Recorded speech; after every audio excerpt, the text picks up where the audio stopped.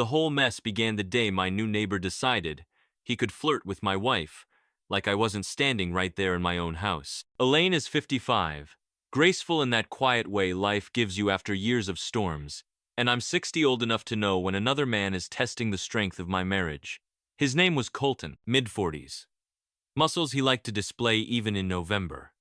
The kind of man who polishes his truck twice a week and grins like the world owes him applause. I noticed the glances at first, then the waves that lasted a little too long, and then the messages. Elaine sat beside me at the kitchen table, sliding her phone toward me like it was a bomb she wasn't sure how to defuse. "Ray," she said softly, "you should take a look at this." I opened the chat and felt heat rise behind my ears. He called her radiant. Said she had a spark most people never notice. And then the line that landed like a punch I didn't expect. "A woman like you deserves someone who truly sees her." It's strange how a sentence from a man you barely know can shake loose every quiet fear age has been whispering to you. Sometimes, when I talk like this, it feels like I'm just sitting with someone who understands what getting older does to you, and the truth slips out more honestly than I plan. Subscribe, hit the like button, and tell me in the comments how old you are and where you're from. For you, it's just a small thing, but for me, it's the reason I keep telling these stories. Because if I don't speak it, the silence eats at me. I kept scrolling. There were more messages, smaller compliments, little jokes, comments about her dresses, her laugh, her hair. Every line looked like he was trying to wedge himself between us, one emoji at a time. Elaine watched my face carefully and said, "Ray." I didn't answer him. I didn't encourage this. I just didn't know how to tell you. But the hurt wasn't in what she did. It was in what he thought he could get away with. And then I read the one sentence that made my jaw lock tight. "Elaine, you're not with the man you deserve." For a moment I just sat there, feeling 60 in every bone, wondering when exactly I became someone another man thought he could talk over. I stood up, ready to walk next door and settle this face to face. But Elaine suddenly grabbed her phone, pressed the record button, and said, "No, Ray, let me handle him." I had no idea what she was about to say or how fast her voice message would turn our neighbor's life upside down. Elaine held her phone like a woman preparing to perform surgery, calm but absolutely determined. And I just stood there, unsure whether to be proud or terrified. She lifted her chin, pressed record, and her voice came out steady, the same voice that used to calm our kids when storms rattled the windows. "Colton," she said, "I'm married. Happily. Stop messaging me. Stop commenting on my appearance, and stop assuming you know anything about my marriage." Then she paused, and added a final line that even made me swallow hard. "If you keep disrespecting my husband, you'll regret it far more than I will." She hit send, slipped the phone into her pocket, and walked away to stir the soup like she had just ordered a pizza, instead of detonating a neighbor's ego. I stood in the kitchen doorway, staring at her, thinking, that's my wife. That's the woman I married. And I nearly forgot how fierce she can be. But right under that pride, there was a knot of unease swirling in my stomach. Messages don't just vanish. Men like Colton don't just back down because you ask nicely. A minute later, her phone buzzed. Another buzz. Then 3 in a row, like he was pounding on the digital door. Elaine didn't even look at it. She just turned down the stove and said, "Ray, check it." I don't have the patience right now. So I opened the messages, and the first thing I saw was a half-typed apology, then a deleted message, then another apology that looked like he wrote it while pacing. My wife raised one eyebrow when I read it aloud, and even managed a little smirk. "I guess he didn't expect the old lady to yell back," she said. "Old lady?" I snapped. "You're younger than the milk I forgot in the garage." She burst out laughing, that loud, warm laugh that always makes my ears turn red. And I had to admit, hearing it eased something inside me. Still, I couldn't shake the feeling that this wasn't finished. A man who polishes his mailbox every morning doesn't just accept humiliation. He stews, he plots, he tells himself he still has a chance. I looked out the window toward his house. Lights off, curtains shut. The silent kind of wrong that makes your neck itch. And I didn't know it yet. But Elaine's voice message had pushed a man like Colton into a corner he never expected, and tomorrow, he'd come out swinging in a way none of us saw coming.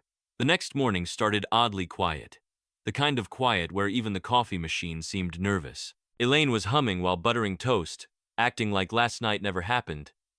But my thoughts were bouncing around like loose screws in an old toolbox. I peeked through the blinds subtle, or so I thought, until the stupid cord whipped me in the face and Elaine snorted behind me. Smooth, Ray. Very subtle. Maybe Colton didn't notice the old man spying through the bushes. Hey, I muttered, rubbing my cheek. Ninjas start training at my age. But the humor didn't hide the truth. Colton's driveway was unusually empty. His truck, the one he loved more than most people love, their children, was gone. His porch light was still on, flickering like a cheap horror movie. Something was off. Elaine poured me coffee and said, "Don't start imagining things." He probably took the day off work. Elaine, the man hasn't taken a day off since the invention of gasoline. She rolled her eyes. But I could see she was uneasy too. There's a difference between ignoring attention and watching someone suddenly disappear after being called out. Later, when I went outside to take out the trash, I caught sight of his mother, a tiny woman in a giant floral coat, stepping out of a car in his driveway. She looked around with the same suspicious squint my optometrist uses when he asks if I've been wearing my glasses properly. She noticed me, waved politely, then marched straight into Colton's house with the energy of someone ready to scold a grown man back into childhood. Elaine joined me on the driveway, arms crossed. "His mother?" she murmured. "Seriously?" "Oh yeah," I said. "When a man's ego breaks, they call the one person who always told them they were special." Elaine elbowed me lightly. "Careful, or I'll call your mother from the grave to tell you to behave." I almost choked on air. 10 minutes later, Colton himself appeared, messy hair, pajama pants, the aura of a man who'd had a long, painful night of rethinking his life choices. He looked at me for half a second, then quickly looked away like I was radioactive. His mother kept talking at him with rapid hand motions, her voice sharp enough to peel paint. Elaine whispered, "Uh-oh. Looks like someone got the full lecture." I crossed my arms, feeling a little smug. Right before my back immediately cracked loud enough for a squirrel to run away. Elaine tried not to laugh. She failed. But even with the comedy of it all, something darker tugged at my thoughts. Because when Colton finally lifted his head, embarrassment wasn't the only thing in his eyes. There was fear, real fear, like he knew something was coming. And he had no idea how to stop it. And by the afternoon, I would learn exactly what had shattered that man's pride so completely that he could barely look at our house. By lunchtime, the entire street had begun humming with the kind of quiet gossip that spreads faster than pollen in spring. I stepped outside to sweep the porch, mostly because the broom gives me an excuse to loiter. And that's when Mrs. Pride, Alderman, our 80-year-old neighbor with binocular vision, marched over like a general approaching a battlefield. "Raymond," she whispered, which in her language meant announcing it to everyone within 15 yards. "Did you hear? Your neighbor had quite the meltdown this morning." I pretended to sweep, accidentally knocking over my potted fern in the process. The poor thing keeled over like it fainted from the drama. Elaine, hearing the commotion, leaned out the doorway. "What happened now?" Mrs. Alderman lowered her sunglasses, revealing eyes full of scandalous delight. "Colton's mother told him she's ashamed of him. Said he's been acting like a teenager, chasing cheerleaders." Elaine covered her mouth, shoulders shaking. I gave her a warning look, the same look I give when she sneaks extra sugar into my coffee, but she was already laughing. I bent down to fix the fern, only to realize I had crushed half the leaves under my shoe. "Great," I muttered. "First my dignity, now my plants." Elaine patted my back. "We'll get you a new one, Ray. Maybe one that can survive your emotional support sweeping." But my amusement faded the moment I saw Colton step outside. Not swaggering, not grinning, just standing on his porch, arms stiff at his sides, eyes darting like a man waiting for a storm he created himself. His mother came out behind him, shaking her head, then drove off without even waving. Elaine and I watched from our porch, not hiding, not spying, Just two middle-aged people with excellent peripheral vision. Colton approached us slowly, hands buried in his pockets, his voice barely carrying across the yard. "Mr. Harris," he began, avoiding Elaine's eyes entirely. I wanted to apologize. I was out of line. Way out. I could feel Elaine inhaling beside me, ready to hear him beg. Probably, but I just nodded, keeping my expression somewhere between stern father and unimpressed librarian. He continued, stumbling over his words. "I never meant to cause tension in your marriage. I don't know what I thought. I was stupid." Elaine raised an eyebrow. "You were inappropriate, Colton, and I don't appreciate men who assume they understand my life better than I do." He winced like the words themselves pinched him. I wanted to feel satisfied. I wanted to savor this man shrinking under the weight of his own behavior. But something in his trembling voice didn't sit right. This wasn't just embarrassment. This was a man cornered by something he hadn't told us yet. And when he finally lifted his head, his face pale, he said a sentence I never expected. "There's a reason I crossed the line, and you're going to see exactly what it is when my sister gets here this afternoon." His sister? What did she have to do with any of this? Even Elaine blinked, thrown completely off balance. Whatever secret he'd been carrying, it was heavy enough to make a grown man fold, and by evening, it would crash straight into our lives whether we wanted it or not. I didn't know what bothered me more, the word sister, or the way Colton said it, like she was the final boss in some family video game he'd been losing for years. Elaine tried to shrug it off, but she kept glancing out the window as she wiped the counters. The same nervous habit she has whenever our son brings his new business ideas. As for me, I pretended to read the newspaper, though I hadn't actually focused on a single word. I just kept turning pages until I accidentally flipped into an ad section and didn't notice for 5 minutes. Around 3 in the afternoon, a silver sedan pulled up to Colton's house with the precision of someone who doesn't trust curbs. Out stepped a woman, tall, sharp features, heels that made her look like she was walking on stilts. She scanned the street the way a lawyer scans a contract, looking for weaknesses. Elaine whispered, "If that's his sister, I understand his fear." "I understand his hairline issues," I added, earning a swat on the arm. She marched toward Colton's porch without knocking, pushing the door open, like she paid the mortgage. Shouting started almost instantly, not loud enough to hear words, but loud enough that even the squirrels paused mid-chew. Then suddenly, the door flew open again and she stormed out, dragging Colton behind her by the wrist like he was 12. They stopped right on the edge of the driveway, facing my house. Elaine grabbed my sleeve. "Oh no," she breathed. "Ray, brace yourself." I braced. My back popped. Elaine sighed. "Not like that, Ray." Colton's sister pointed straight at our porch.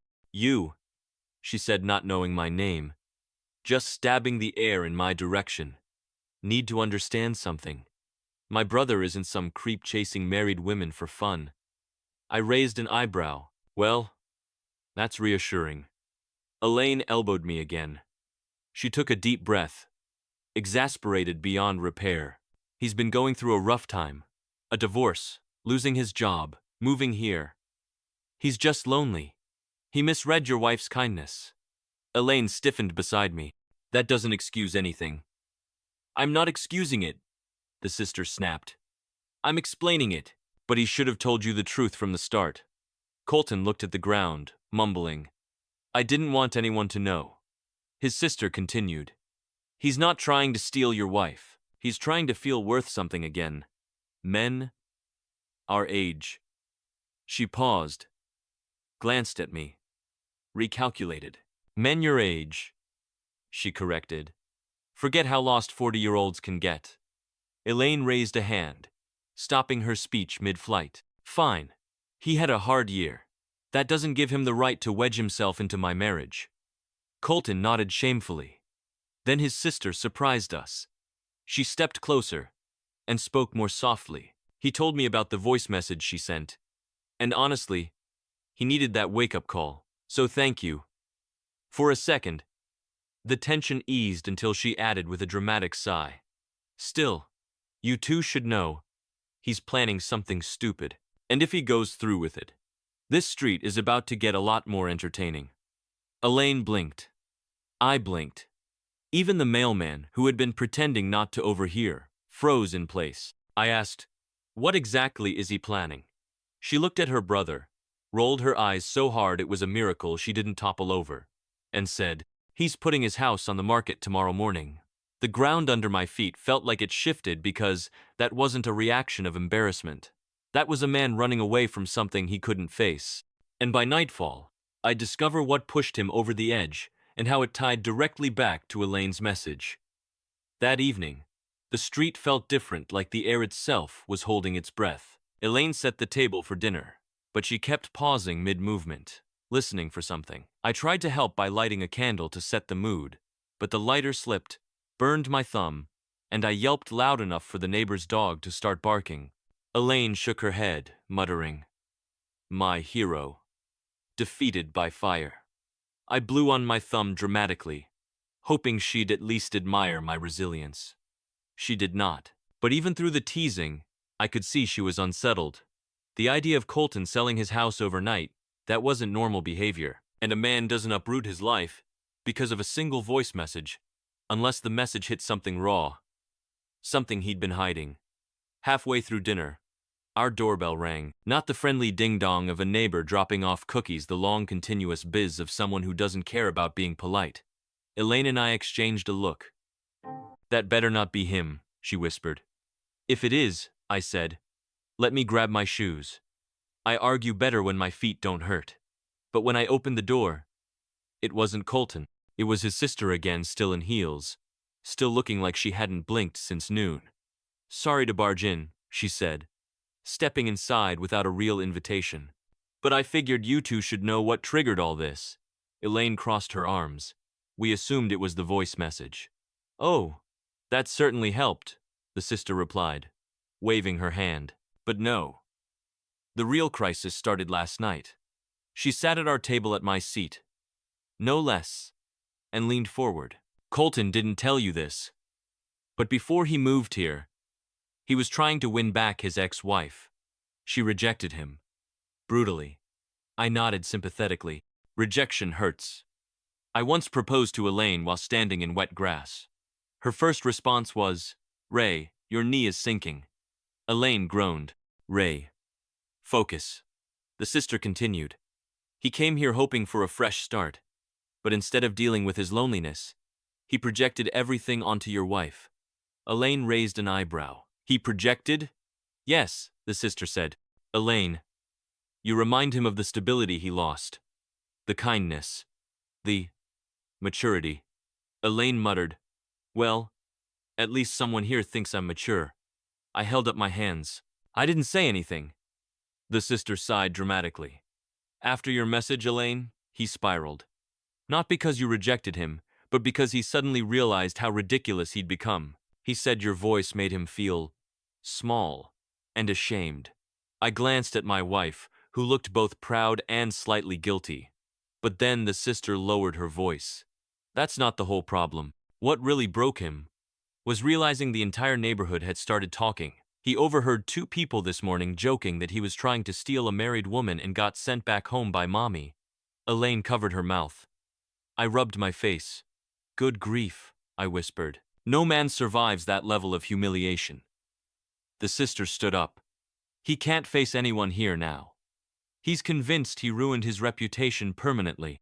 That's why he's selling the house." And just as she reached the door, she turned back with one more revelation.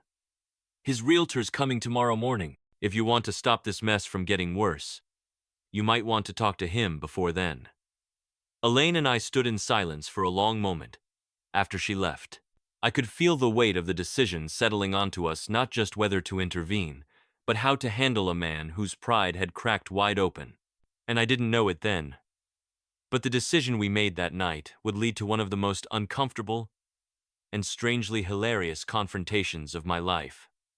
Elaine and I spent half the night debating whether we should talk to Colton. She paced the living room, arms crossed, muttering things like, "I don't want him thinking we're comforting his ego," while I sat on the couch trying to stretch my back without looking like I was doing yoga. At one point, I pulled something in my hip and made a sound so tragic, Elaine thought I was reenacting the Titanic. Ray, she sighed, if you die before we resolve this, I'm not dealing with the paperwork. That alone motivated me to survive. By morning, we had a plan. Or rather, a very loose agreement that someone should say something before the realtor arrives. Elaine insisted I be the one to talk since men understand bruised pride better, which I took as both an insult and a terrifying compliment. We walked over just as a sleek black SUV pulled into Colton's driveway. A realtor stepped out tall, professional, carrying a binder that probably cost more than my first car. She greeted him with a bright smile, and I swear I saw panic spread across his face like spilled ink. Elaine nudged me. Go, she whispered, before he signs something and vanishes. So I cleared my throat, straightened my shirt, and marched across the lawn with all the dignity a 60-year-old man with questionable hip mobility can muster. Colton, I called out. He froze. The realtor turned, politely confused. While he looked like a kid caught stealing cookies from a jar he didn't even like. I need a minute, he murmured to the realtor, then trudged toward me like he was heading into a dentist appointment. Up close, he looked worse than I expected. Eyes tired, shoulders slumped, the kind of expression a man wears after life rearranges his dignity with a frying pan. Look, he said before I could open my mouth. I know what you're going to say, and I don't want your pity. I shook my head. Trust me, pity isn't on the menu. I just don't want my street turning into a ghost town because of something that could have been handled with a conversation. He snorted a tiny accidental laugh, then instantly hid it like it was classified information. Ray, he said, rubbing his forehead, I can't stay here. Everyone's talking. I'm the divorced creep who hit on the neighbor's wife and got scolded by his mother. I'll never live that down. I shifted slightly, accidentally stepping on his lawn sprinkler head. It hissed, sputtered, and shot a thin stream of water directly into my shoe. Perfect aim. Elaine, watching from a distance, covered her mouth to hide her laughter. Colton blinked at my soaked shoe. Why didn't you move? I did, I said, just not in the correct direction. For the first time in days, he genuinely laughed a short, startled sound, like he hadn't expected his body to remember how. I lowered my voice. Colton, listen. You crossed a line. A big one. But running away won't fix what pushed you to cross it in the first place. He looked at me. Really looked. And something shifted behind his eyes, the guardedness easing just enough for regret to show through. I don't know how to face anyone here, he admitted quietly. You start by facing us, I said. Not as the villain of the street, as a man who's screwed up and wants to do better. He was about to answer when the realtor called from behind him. Colton, are we moving forward with the listing? He glanced at her, then back at me, and the hesitation in his eyes told me the next words out of his mouth would change how the rest of this story unfolded for him and for us. But before he could respond, Elaine joined us. And what she said next tilted the entire situation on its head. Elaine marched across the lawn with the confidence of a woman who has survived childbirth, PTA meetings, and 32 years of my questionable DIY projects. The realtor smiled politely at her. Colton looked like he wanted the earth to open and swallow him whole. Elaine ignored them both and planted herself beside me like a general arriving to finish the negotiations I clearly wasn't handling fast enough. Colton, she said calmly, look at me. He obeyed slowly, like he was bracing for another voice message in person. You made a mistake. A big one. But you're not going to fix it by running away. And you're definitely not going to fix it by letting every gossipy neighbor decide who you are. He opened his mouth, but she lifted a hand.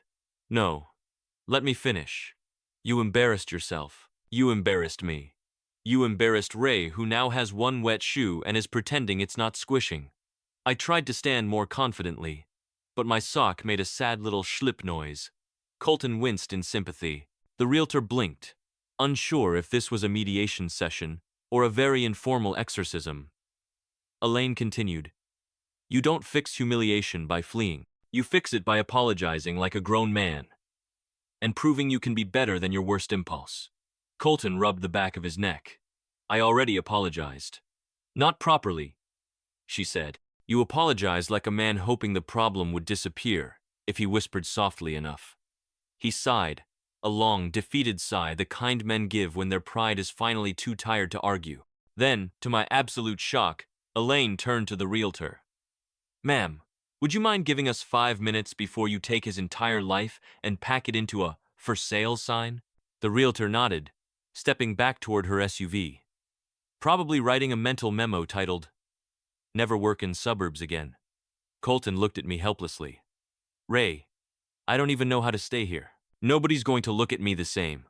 I put a hand on his shoulder trying to look wise, though my shoe squished again at the worst possible moment. Listen, I said, you're not the first man to make a fool of himself over something he didn't know how to deal with. Trust me. I proposed to Elaine during a thunderstorm and immediately dropped the ring in a puddle. We're all idiots sometimes. Elaine nodded.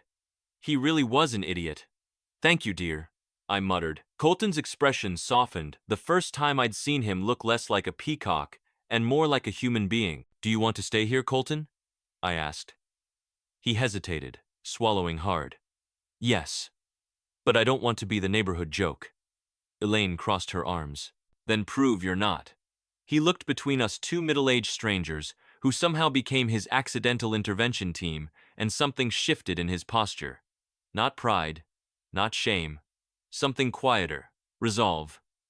All right, he said finally, I'll tell the realtor to hold the listing. But I don't know what comes next.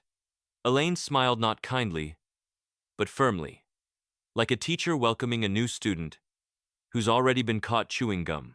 What comes next, she said, is learning to face your own mess instead of sprinting away from it. But just as things finally seemed to calm, the realtor came jogging back toward us, waving her phone. Colton, she shouted. We have a problem. A big one. The look on her face told me whatever she was about to reveal was going to make everything we'd just smoothed over crack wide open again. The realtor reached us out of breath, waving her phone like it had personally offended her. Colton, she gasped. Your listing is already live. Elaine blinked. Already? But he didn't sign anything. That's the problem, the realtor said, tugging her blazer straight. My assistant accidentally hit publish earlier this morning. Your house is officially on the market. Photos, price, everything. Colton's face drained of color so fast I thought he might topple over. I stepped closer, just in case I needed to catch him. Though considering my track record with coordination, I'd probably end up flattening both of us. Elaine pinched the bridge of her nose. Great, just great. So now half the town thinks he's selling because of me. The realtor gave a tiny, horrified smile. Well, yes, the timing does suggest that. Colton groaned and sat down on his porch step, burying his face in his hands. I can't believe this. I finally decide to stay, and now everyone thinks I'm running because I got rejected by my married neighbor. A few houses down, Mrs. Alderman, the unofficial intelligence agency of the street, was watering her petunias with suspicious enthusiasm. Elaine muttered, Oh, wonderful. She's already collecting data. I whispered back. She probably has a whole scrapbook dedicated to us by now. Elaine elbowed me, but she smirked. Colton lifted his head slowly. Ray, Elaine, please tell me this isn't going to turn into some suburban legend. I can already hear people saying I uprooted my life because I got scolded by a 60-year-old husband. Excuse me, I said. I'm 60, not ancient. My hip just occasionally misfires. Right on cue when I tried to cross my arms. My shoulder popped loud enough that even the squirrels looked concerned. Elaine sighed. Yes, dear. Very youthful. But the humor didn't soften what was happening. The listing being public changed everything, and Colton knew it. We can fix this, Elaine said, switching into her no-nonsense tone. You're going to take the listing down, she told the realtor. I already did, the realtor answered. But people saw it. They're sharing it. Someone even commented drama on Willow Lane again. Again? I echoed. Elaine, how come nobody tells me when drama happens? I feel excluded. You nap during most of it, she reminded me. Fair point. Colton stood up, pacing now, running a hand through his hair. This is a disaster. My sister will have a field day. The neighbors will talk for months. Everyone's going to think I threw a tantrum over a woman who isn't even available. Elaine crossed her arms. And whose fault is that? He opened his mouth, then closed it. Mine, he muttered. I stepped toward him. Listen, you messed up. But the only way to come out of this with your head held high is to take control of the story before the story takes control of you. He looked at me like I'd just handed him a prophecy. Maybe I had, or maybe I was just channeling something I heard on daytime TV. Elaine added, and you're not doing it alone. You started this mess in our direction. So now you're going to let us help push it back where it belongs. For the first time, Colton looked less hopeless and more determined. But before he could answer, the realtor's phone dinged again. She checked it and her eyebrows shot up. Oh dear, she whispered. Someone already booked a showing for tomorrow morning. Elaine gasped. Colton staggered back. I tightened my grip on the railing, because the last thing this situation needed was me falling into a bush. And just like that, everything was spiraling again, and fixing it would require more than apologies, more than pride, and definitely more than one very squishy shoe. One way or another, tomorrow would force all of us into a final confrontation none of us could avoid. The next morning arrived with the kind of heaviness you feel before a storm. I stood on our porch sipping lukewarm coffee, because naturally, I forgot to put the mug under the machine properly, and half of it had spilled onto the counter. Elaine cleaned it up, shaking her head like she'd married both a man and a toddler. But even she couldn't hide her nerves. Today was the showing. Whether we liked it or not, strangers were coming to tour Colton's house because of a listing he never meant to approve. At 9 sharp, a car pulled into his driveway. A couple stepped out mid-50s. Cheerful, holding brochures, completely oblivious to the emotional chaos this visit represented. Colton stood at his front door looking like a defendant awaiting sentencing. He glanced at us, panic all over his face. Elaine nudged me. Go. He needs backup. I sighed, straightened my shirt, and marched across the lawn, which was still damp, because the sprinklers attacked me again. My socks squished. Perfect. The couple smiled warmly. Hi. We're here for the tour. Colton opened his mouth, but no words came out. So I stepped forward. There's been a mistake, I said. A misunderstanding. This house isn't actually for sale. The wife frowned. But the listing. Accidental, I said. Very accidental. Like putting diesel in a gas car. Or like me trying yoga. Colton finally found his voice. I'm sorry. I should have stopped the listing sooner. The truth is, I don't want to move, and I need to fix things here before I even think about running anywhere else. The couple exchanged a look, the understanding kind. The kind older folks give when they've weathered their own storms. The husband clapped Colton on the shoulder. Happens to the best of us, son. Don't worry. We won't say a thing. And just like that, they walked back to their car and drove off. No drama. No gossip. Colton exhaled like he'd been holding his breath all night. But the real moment, the moment that ended all of this, happened when Elaine joined us. She stepped forward, folded her arms, and said simply, Colton, look, you behaved foolishly. You crossed boundaries. You made my husband question himself. But you also owned up to it. You listened. You didn't double down. And that matters more than you think. He nodded slowly, eyes glistening with embarrassment and relief. I'm sorry, Elaine. Truly. And Ray, I'm sorry for disrespecting you. You didn't deserve that. I felt my throat tighten a little. At 60, apologies hit differently deeper. Not because they fix everything, but because they acknowledge the parts of you people often overlook. I extended my hand. He took it. Elaine smiled, finally softening after days of tension. Good. Now stay out of my messages. Yes, ma'am, he muttered. We all laughed, awkward, tired, but real. And with that, the weight in the air finally lifted. Later that afternoon, the realtor removed the sign completely. The neighbors lost interest, and the street slipped back into its quiet rhythm. But something had changed, not just in Colton, but in me too. I realized I hadn't lost anything. Not my dignity. Not my marriage. Not my place in this home, or my worth, as a man growing older, in a world obsessed with youth. If anything, Elaine's fierce loyalty reminded me of something I'd forgotten. She chose me at 28, at 55, at 60, and she wasn't letting anyone rewrite that story. That night, as we sat on the porch watching the sun dip behind the rooftops, Elaine slipped her hand into mine.